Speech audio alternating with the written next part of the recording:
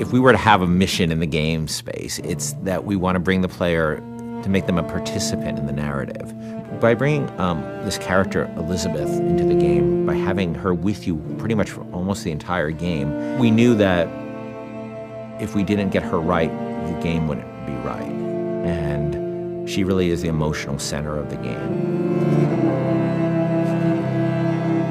This character, Elizabeth, she comes from a pretty dark place, but she's also got an incredible amount of enthusiasm for life. And when we found Courtney, I think we found somebody who could do both. I don't dance. Come on, let's go. Why? What could be better than this? It's so complex. I mean, you're talking about really trying to bring forth all the complexities of human nature that impact us because you're having to use only your voice to convey your entire, the character and what you're trying to portray. You have to put your entire body into it. So there are times when I'm doing voiceover work and I'm literally drenched in sweat because my body is working so hard.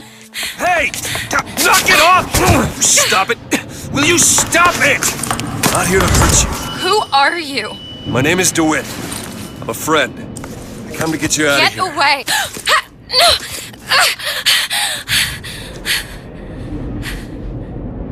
Are you real? It's not these one-note emotions, and I think that's what was so important to us as a collaborative team, to be really putting forth a narrative that was strong and that was complex and that was, reflective of how deep and the myriad of emotions that the human beings experience. She really had a sense of telling a story and having a conversation with no words. If you're watching a silent film, you understand what's going on and you don't need words. We saw her and Sean's like, by the way, this is the girl. I'm like, oh yeah, that's the girl, absolutely. I had to really rely on my imagination and rely on what I was being told by, the director. Weird for me to see myself, literally, every movement that I did. Yeah. I mean, I see myself in it. I mean, it might not be my face, but the thing is she's actually in a world. When I did it, I was in an empty room. Yeah. They put me out into this giant sort of basketball court, it looked like, with stuff taped out on the floor that was sort of the imaginary, world. She had to do a lot of physical things that I probably wouldn't do in my everyday life, kicking some butt and, with a bat and beating the hell out of something. It just started to feel like it was my voice, I just really started to connect with it physically, and this voice was all one. I don't understand, how could we get there? The incredible voice acting and the incredible motion capture acting was the most useful and inspiring element that we could have had for Elizabeth. Liz will follow you around the world, and if you decide that you don't want to go where she thought you were heading, she can handle that really, really cleverly.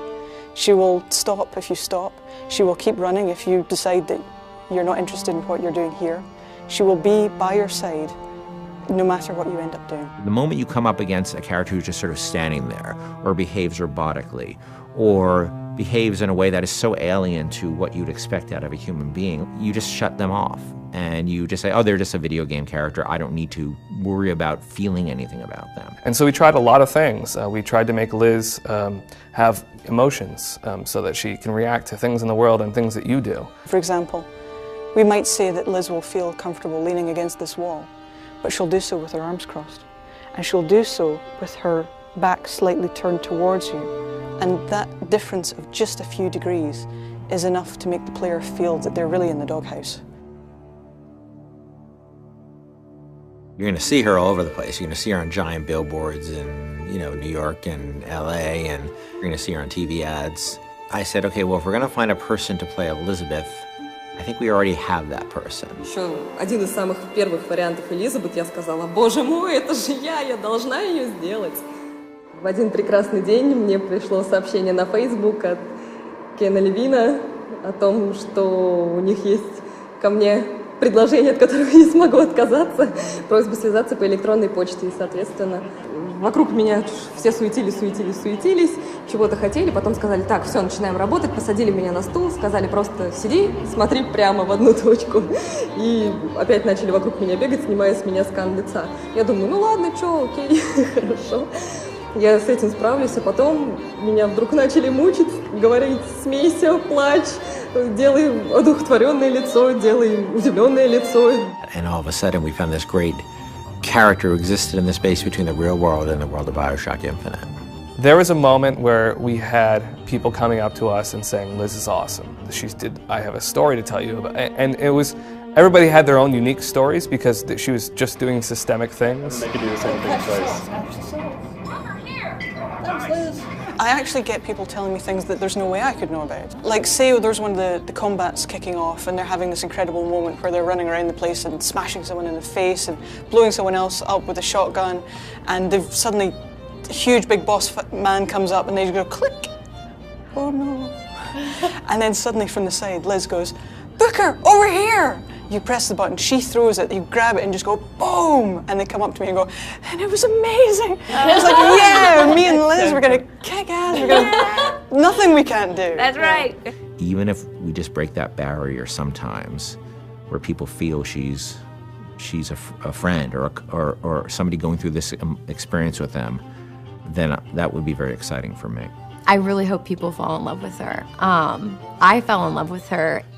I forget she's not a real person sometimes, and I know Courtney really well, and I forget sometimes that that's Courtney's voice, and that's Heather's motion, and that's the team's other work, and she becomes a real person to me many times, and I think the reason we call her Liz internally is because she became a real person to us in a lot of ways. Elizabeth has been locked in her tower for however many years it was, and now instead she's going to be released from her secondary tower, which is our studio, and let loose in the world for real. And that's just an incredible feeling.